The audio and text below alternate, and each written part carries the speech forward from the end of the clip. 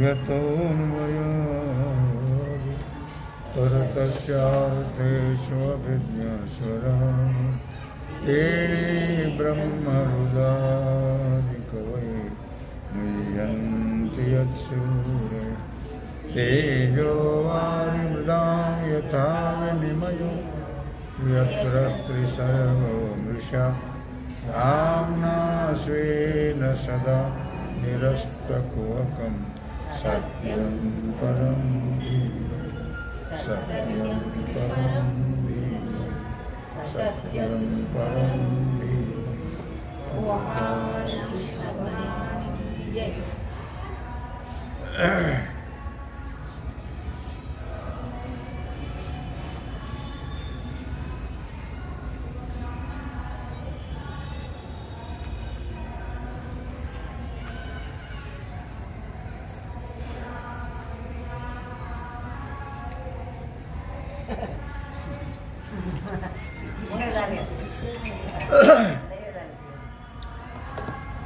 भुकिलिया पाशी ओगरिले षडरसी तो तृप्ति प्रतिराशी लाही जीवी। भगवान सिद्धेश्वराच्या श्रीमकृपेनं श्री रुक्मिणी पांडुरंगाच्या चरणाजवळ बसून श्री सद्गुरु ज्ञानेश्वर महाराज, श्री जगद्गुरु तुकाराम महाराज, श्री संत एकनाथ महाराज यांच्या चरण सानिध्यामध्ये आपण सर्वजण मिळून महान ग्रंथराज ज्ञानेश्वरीच्या 18व्या अध्यायाच्या 108 ओवीचा आपण विचार करतो आहोत।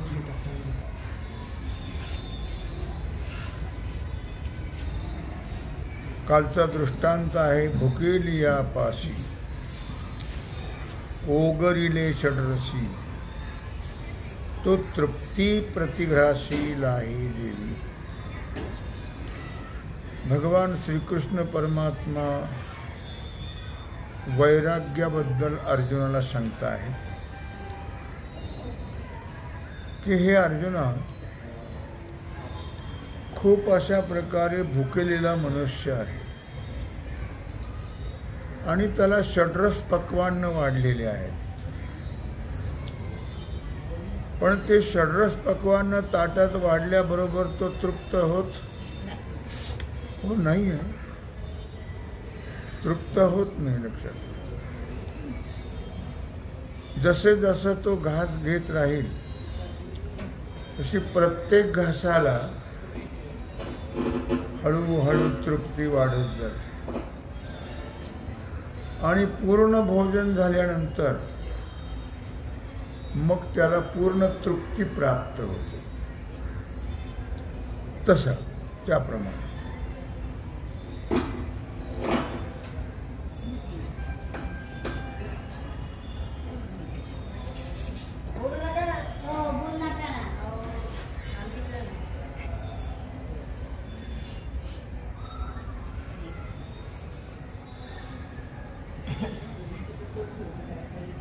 तैसा वैराग्याचा ओलावा, विचाराचा तो दिवा, अंबुतिथा आत्मा ठेवा काढीच तो। तैसा वैराग्याचा ओलावा, जसं षड्रस पक्वान्न वाढल्यानंतर प्रत्येक घासाला त्याला तृप्ती प्राप्त होत जाते आणि पूर्ण जेवण झाल्यानंतर पूर्ण तृप्त होतो, त्याप्रमाणे वैराग्याचा ओलावा, ज्याच्या अंतःकरणामध्ये वैराग्याचा जिव्हाळा आहे। वैराग्यात पुष्कळ प्रकार आहेत, त्यात इथं 2 सांगितलेले आहेत। नुसतं वैराग्य होणं वेगळं, पुष्कळ लोकांना वैराग्य होतं पण सुटत नाही, नुसतं वैराग्य. असं वाटतं आत्ता निघून जावं कुठे. तुला कुणी अडवलंय का? लगेच निघ. असा त्याग आलाय ना, तर राहायची इच्छा नाही आपली आता. काय हे नुसतं वैराग्य आहे. त्याचा जिव्हाळा पाहिजे, वैराग्याचा जिव्हाळा.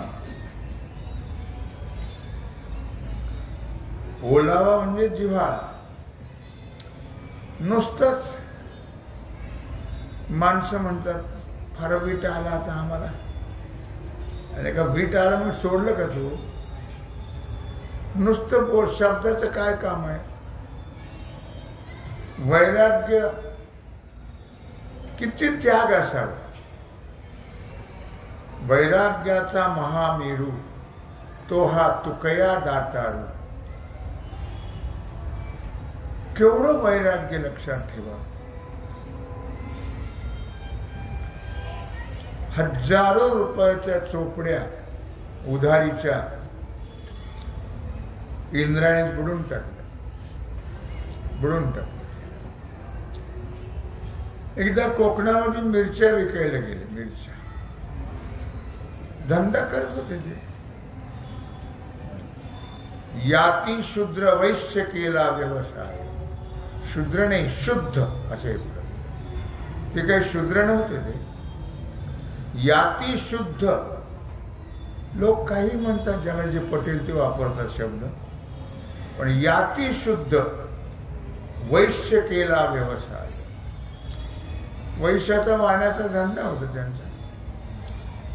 काय ते कोकणात गेले मिरच्या विकायला. 2 पोती मिरच्या नेल्या. कोकणात गेले. तिथून कोकण जवळ आहे. तर तुकूब बराय जग जाहीर होते. भोळा माणूस, पैशाचा विचार करणारच नाही. काय भाव मिरची, काय भाव मिरची, काय भाव मिरची सांगितलं. 2 आणे 2.5 आणे असं काही सांगितलं. तेवढे 2 आणे 2.5 आणे फार झाले, मोठे जास्त किंमत झाली त्याची. मग काय विचारता? कोणी 1 किलो, कोणी 2 किलो, कोणी 5 किलो. पैशाचा हिशोब कुठे? लवकर पैसे द्या बरं का. हो देऊ ना, देऊ. मिरच्याच्या खळ्यावर 2 पोते गेले. 5 पैसे हातात नाही. ते पैसे कधी देणारे लोक? मग तिथे एक माणूस आला. काय तुकोबा? म्हणले काय? मिरच्या विकल्या वाटतं? हा म्हणले विकल्या. किती पैसे आले? म्हणले येणार आहेत. वैराग येणार आहेत. कधी देतील तेव्हा? इतके लोक इमानदार आहेत ना. लाबाडातले लाबाड. भाजी घेऊन भाजीवाले 4-2 रुपये जास्त आले तर परत करायचे असतात ते. नाही तर फेडावं लागतात ते परत करायचं नाही.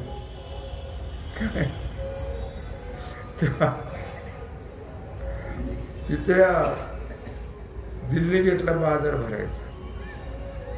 मी नेहमी उधार आणायचं. पण ते पैसे त्यावेळी द्यायचेच ते सगळे. 1 रुपया असो, 8 आणे असो, 4 आणे असो, फार स्वस्त होतं. फार 10 पैसे पावशेर भाजी होती. 10 पैसे दिले की ढिगाळ्या फरक अजून मिळायचे. मग पैशाचं कसं काय? ते म्हणले देतील तेव्हा. आता देत असत. इतकी इमानदार माणसं आहेत काय? म्हणलं मी जाऊ का आणायला? तुम्ही कशाला श्रम घेता? मी देतील तेव्हा. तुम्हाला काय इथं मुक्काम करायचं जायचं गावाकडं? म्हणजे गावाकडे आणून देतील का गावाकडं? गेला होतो माणूस. गेला की दारे ठोकले प्रत्येकाचे. पैसे, आवाज काढल्याबरोबर लगेच पैसे पैसे. फुकटचा माल आणला काय? त्यांनी चोरून आणला का? लवकरात लवकर सगळे पैसे जमा केले आणि तुकुंबऱ्याजवळ आणून दिले. कशाला तुम्ही कष्ट घेतले? कष्ट घेतले दिले असते का त्यांनी? लोकांना पैसे दिले असते? मग लगेच दिले असते. पैसे घेतले हातात. माझं पैसे कुठे गेले की तो माणूसच नाही, स्वतः भगवान आले होते लक्षात. दास्य करी दासाचे, उणे नसाहे तयाचे, वाढिले ठाईचे भाणे टाकून या धावे. दास्य करी दासाचे हा परमात्म्याचा स्वभाव आहे. मी काय सांगितलं? वैराग्य. किती वैराग्य तुम्हाला कल्पना आहे?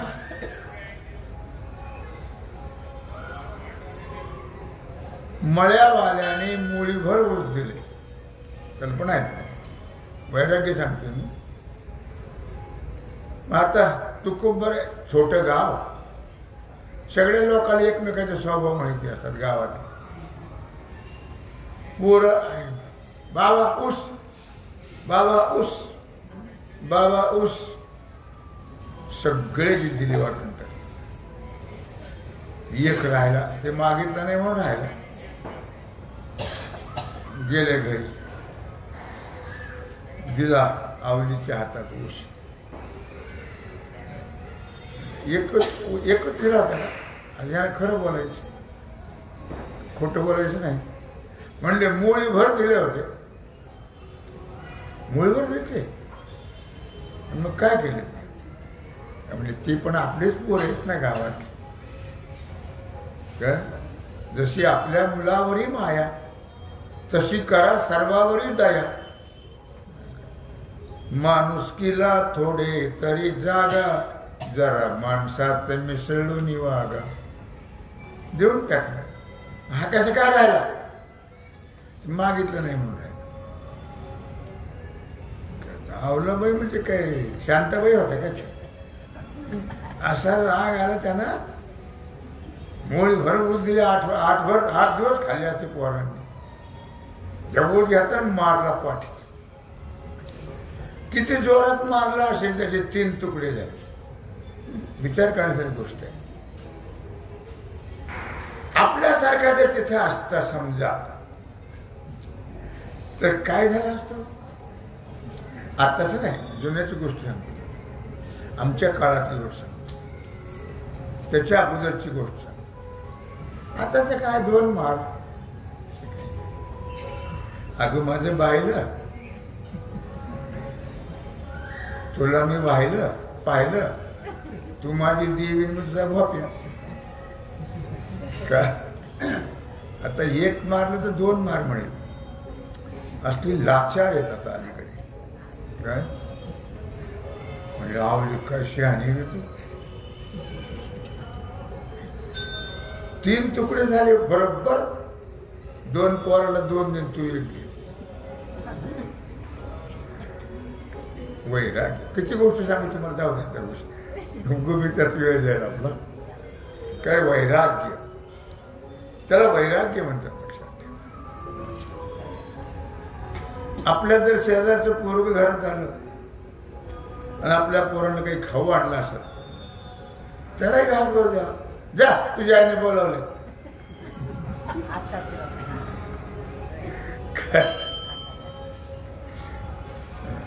वैराग्य.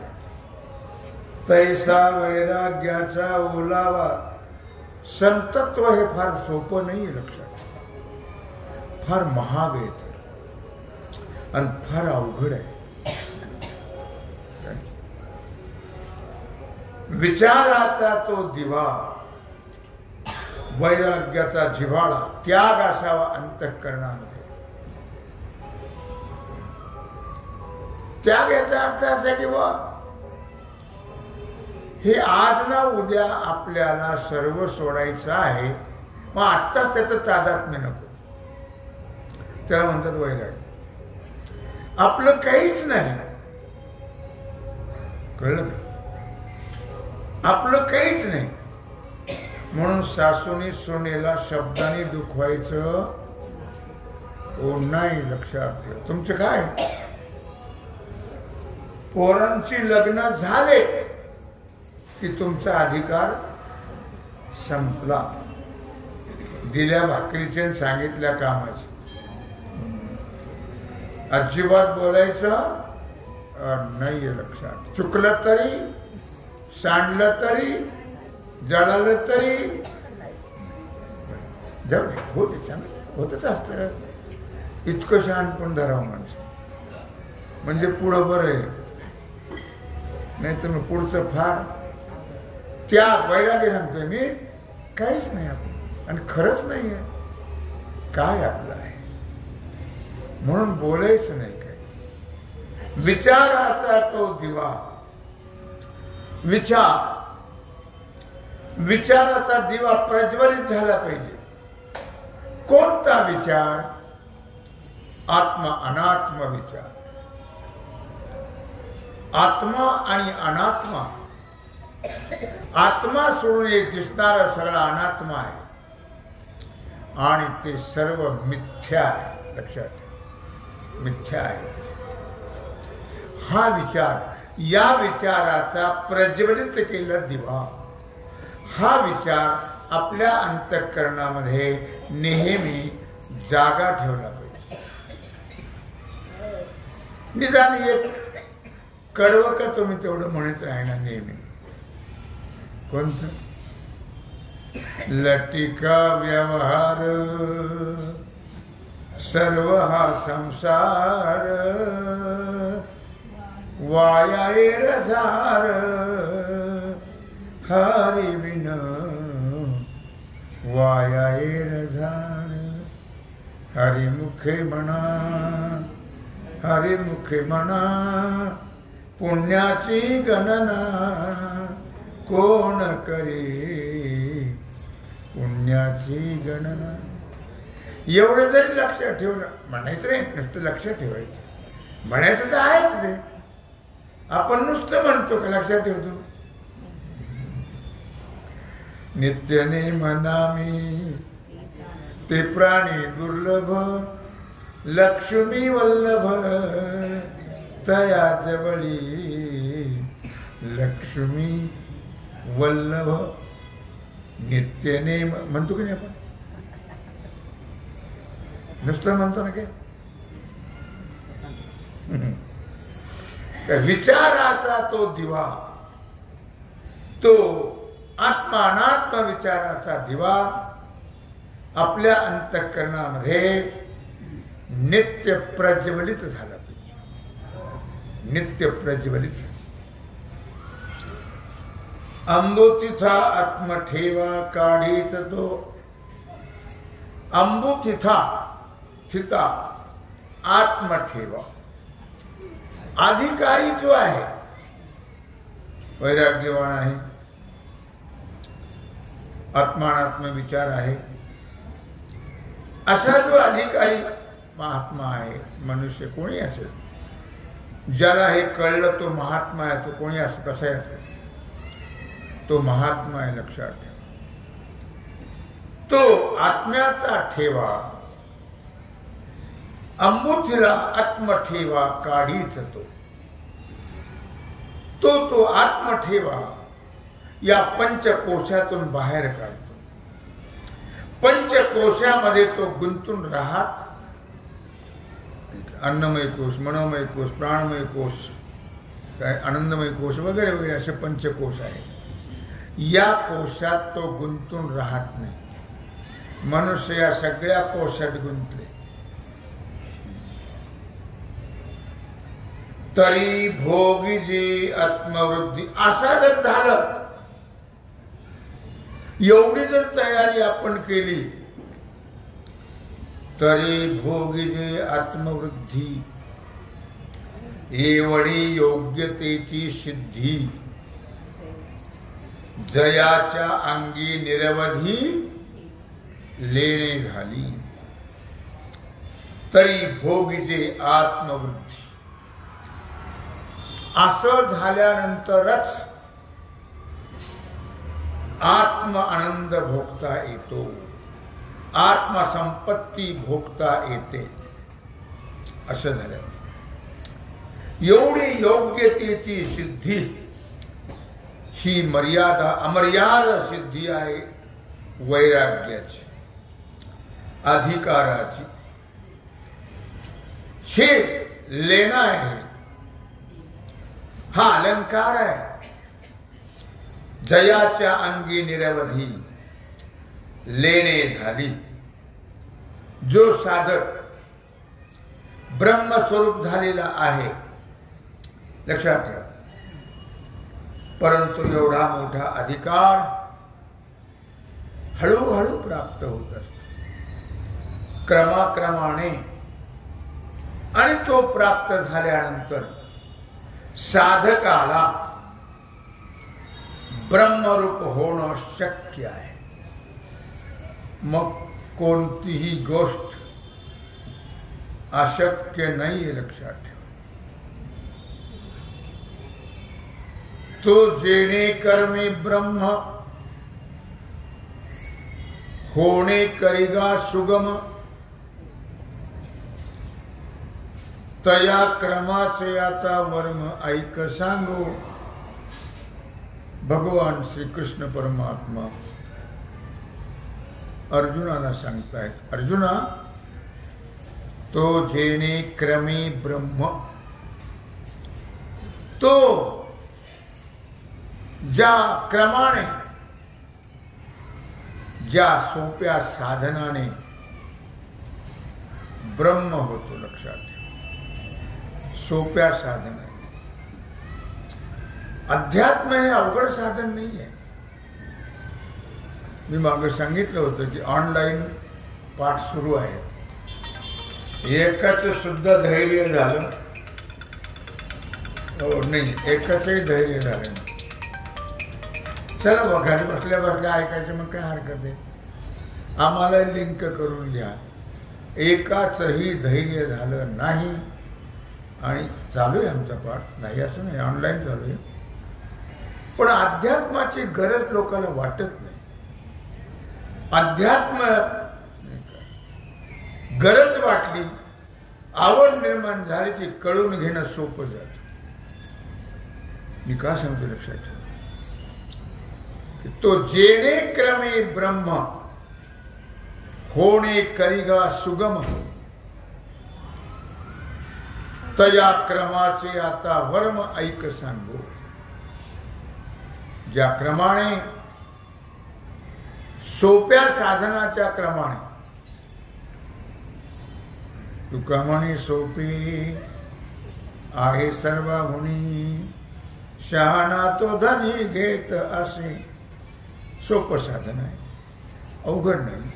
संसारापेक्षा कितीतरी सोपं आहे. संसार अवघड आहे, परमार्थ अवघड नाही आहे. मग अवघड का म्हणत असता तुम्ही मधून मधून? करत नाहीत म्हणून. काय ते काय म्हणतात, ना करतेचं काय आहे ते? कोणता तरी वार आहे ना करतेचा, शनिवार काय करत नाही, ते काय करतात. काय तो जेणे क्रमे ब्रह्म, ज्या सोप्या साधनाच्या क्रमाने ब्रह्म होत असतात. सोपं साधन आहे, अवघड नाही. न लगी रुक्का मोल काही, त्याला पै पावाणा लागत नाही. लक्षात, फुकट फुकट आहे. देव घ्या फुका, देव घ्या फुका. न लगे रुक्का मोल काही, न लगे रुक्का मोल काही. फुकट आहे, विकत काहीच नाही आहे. लक्षात ठेवा. काय म्हणून क्रमाने तो साधनाच्या क्रमाने ब्रह्म होत असतो. परमार्थात लबाडी लुबाडी धमाड हे होत न करायचं नसतं. सत्यतेने परमार्थ केला तरच त्याचा आपल्याला फायदा होतो, नाहीतर तसे नुकसान पुन्हा भरून निघणारच नाही. म्हणून परमार्थ सत्याचा परमार्थ आहे. त्या ठिकाणी लबाडी लुबाडी भानगड करायची नसते. म्हणून क्रम साधनेचा क्रम आहे, सोपं सत्य आहे ते. त्यात कुठल्याही प्रकारचं मिथ्यात्व नाही आहे, बनवा बनवी नाही आहे. लक्षात ठेवा, बनवा बनवी नाही. प्रपंचात सगळी लबाडी लुबाडी बनवा बनवी.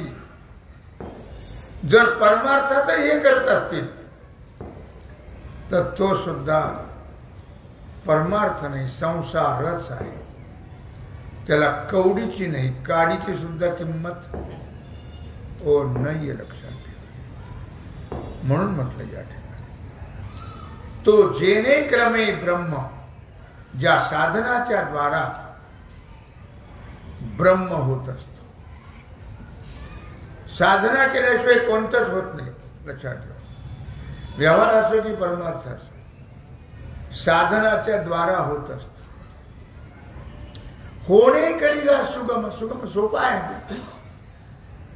तया क्रमाचे आता वर्म ऐक सांगू. मग तो भगवान म्हणतात अर्जुना, तो क्रम कसा आहे, त्याचं काय वर्म आहे ते तुला मी सांगतो, ऐक. बुद्ध्या विशुद्धया युक्तो धृत्यात्मानं नियम्य च शब्दादीन विषयांस त्यक्त्वा रागद्वेषौ व्युदस्य च. 18व्या अध्यायातला हा 51वा श्लोक आहे. बुद्ध्या विशुद्धया युक्तो वर्म सांगता आहेत. धृत्यात्मानं नियम्य च, शुद्ध बुद्धीनं युक्त व्हावं लागेल. कोणतंही कार्य करण्याकरता व्यवहार असो की परमार्थ असो, बुद्धी शुद्ध पाहिजे, म्हणजे सक्सेस होत असतो. म्हणून महाराजांनी भगवंताकडे प्रार्थना केली, दुर्बुद्धी ते मना, दुर्बुद्धी ते मना, कदा नुपजो नारायणा, आता मज ऐसे करी, आता मज ऐसे करी, तुझे पाय चित्ती धरी, आता मज ऐसे. दुर्बुद्धी ते म्हणा, कदा नुपजो नारायणा. बुद्ध्या विशुद्धया युक्तो, बुद्धी शुद्ध लागते. लक्षात ठेवा. बरबटलेली बुद्धी नको, कचरा कोंडी नको, बुद्धी शुद्ध. शिवाय धृत्या धैर्य पाहिजे. धैर्य नसतं माणसाला. धैर्य हा फार मोठा गुण आहे. लक्षात ठेवा. आपण त्याचं आतापर्यंत पुष्कळ वेळा वर्णन केलं बऱ्याच अध्यायामध्ये. धृती म्हणजे धैर्य. त्या धैर्याने शरीरावर कंट्रोल करता येईल. धैर्य नसेल तर करत नाही मनुष्य. आहारावर कंट्रोल करता येतं, मनावर कंट्रोल करता येतं, नियमन करता येतं त्याच्यावर. कारण कंट्रोल केल्याशिवाय, नियमन केल्याशिवाय कार्य सक्सेस होत नाही. आणि इंद्रिय मन शरीरावर कंट्रोल करून सर्व विषयांचा मनापासून त्याग करणं, इच्छादिकांचा त्याग करणं, राग द्वेष हे हकलून देणे, जमदग्नीप्रमाणे हकलून देणं. रागद्वेष. राग म्हणजे प्रेम, संस्कृत भाषेत प्रेमाला राग म्हणतात. द्वेष काम क्रोध बंदी खाणी. तुका म्हणे दिले दोन्ही, इंद्रियाचे धनी आम्ही झालो गोसावी. तरी गुरु दाविलिया वाटा, एवोनिया विवेक तीर्थ तटा. धोनिया मळकटा, बुद्धीचा तेने. तरी गुरु दाविलिया वाटा, सद्गुरूने जे मार्गदर्शन केलेलं आहे, मार्ग दावून गेले आधी, दयानिधी संतते. तेनेची पंथे चालू जाता, नपडे गुंथा कोठे काय. गुरु दाविलिया वाटा, सद्गुरु संतांचं काम आहे ते मार्गदर्शन करणं, मार्ग दाखवणं, वाट दाखवणं. हे सद्गुरु संतांचं काम आहे. त्यांनी जो मार्ग दाखवलेला आहे, जो रस्ता दाखवला आहे, त्यांनी जो उपदेश केलेला आहे, त्याचं काटेकोरपणाने पालन करणं आणि म्हणजेच आचरण करणं. येऊन या विवेक तीर्थ तटा. कोणता विवेक? कार्य अकार्य. कार्य काय आहे, अकार्य काय आहे, हा जो विवेक रूपी तीर्थ आहे, येऊन या विवेक तीर्थ तटा. त्या विवेक रूपी तीर्थाच्या काठावर येऊन धुवोन या मळकटा. तीर्थाला कशाला जायचं असतं? मज्जे के साथ. पण तो खूप बरं आहे आणि त्याचं जरा वेगळं बोलले ते. तीर्था जाऊन या सांग काय केले, चर्म प्रक्षाळिले वरी वरी. आपण तीर्थाला कसा जायचं असतं हे नाही ना मला कल्पना द्यायची. ह्याच्यात बुड, त्याच्यात बुड, त्याच्यात बुड, त्याच्यात बुड, पळत राहा पळत राहा पळत राहा. तिकडे काही दर्शन पांडुरंगासारखे नाहीत. त्या तीर्थामध्ये जो महात्मा, जे संत आहेत, त्यांचा उपदेश ऐकण्याकरता तीर्थयात्रा आहेत. मज्जा करण्याकरता नाही आहे लक्षात तीर्थयात्रा. म्हणून विवेक तीर्थ तटा, धुवोनिया मळकटा. तुकुंबारायचं ज्ञानोबराय जे सांगतात ते तुम्हाला सांगतो. मग त्या तीर्थामध्ये जाऊ. कोणत्या तीर्थात? विवेक रूपी तीर्थामध्ये. त्या तीर्थाच्या काठावर जाऊन त्या पवित्र पाण्यामध्ये धुवून या मळकटा, बुद्धीचा तेने. बुद्धीचं मालिन्य काढून टाकायचे. बुद्धीला तिथं धुवायचं आहे, म्हणजे बुद्धी शुद्ध करायची आहे. लक्षात ठेवा. हे आहे आत्मज्ञानाचं वर्म. अजून पुष्कळ सांगतात ते. मग राहोने उगळिली, प्रभा चंद्रे आलिंगिली. तैसे शुद्धते जडली आपण या बुद्धी. मग राहुने उगाळली. चंद्राला ग्रासतो का नाही राहू? ग्रहण लागतं म्हणजे काय? आपली काय भावना आहे? चंद्राला गिळतो राहू. मग चंद्र तो प्रकाश गिळतो. तो चंद्राचा जो प्रकाश आहे तो राहू गिळून टाकतो.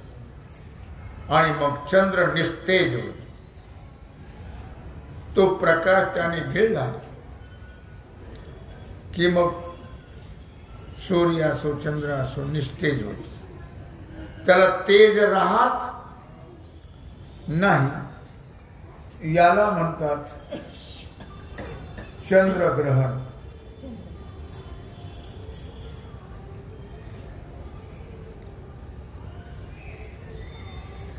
नक्कीच्या लग्नाला 1700 विघ्न.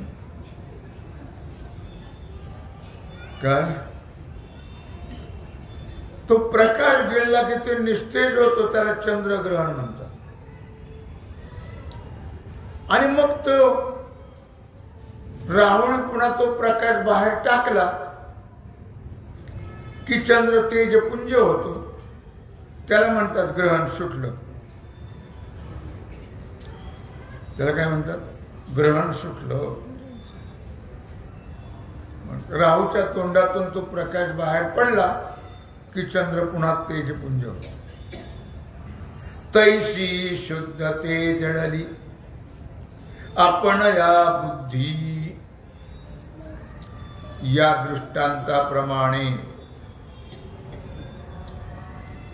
शुद्ध बुद्धी होते. मल विक्षेप हे बाहेर पडले. मल हा विक्षेपाच्या तोंडातून बाहेर पडला की मग बुद्धी शुद्ध. शुद्ध बुद्धी झाल्यानंतर ज्ञान व्हायला वेळ लागत नाही. मलकट बुद्धी जोपर्यंत आहे, म्हणून अधिकाराचे लक्षण सांगत असताना साधन चतुष्टय संपत्ती सांगितलेली आहे. मल विक्षेप आवरण दोष ज्याच्या ठिकाणी आहेत, पण ते घालवण्याकरता जो प्रयत्न करतो तो जिज्ञासू. मल विक्षेप आणि आवरण हे मालिन्य आहे बुद्धीच्या ठिकाणी. अज्ञानाचं आवरण आहे, ते घातल्याशिवाय बुद्धी शुद्ध होत नाही आणि शुद्ध बुद्धी झाल्याशिवाय ज्ञान होत नाही. असं या श्लोकावरचा विचार करताना मौली ज्ञानराज सांगता आहे. तेव्हा झालेली सेवा आपल्याला वर्म सांगता आहेत भगवान अर्जुनाला, ते ऐकायचं आहे. तेव्हा झालेली सेवा भगवत चरणी समर्पित करून राहिला जो सेवेचा भाग आहे तो आपण उद्या करू. कुंडलिक वरदा.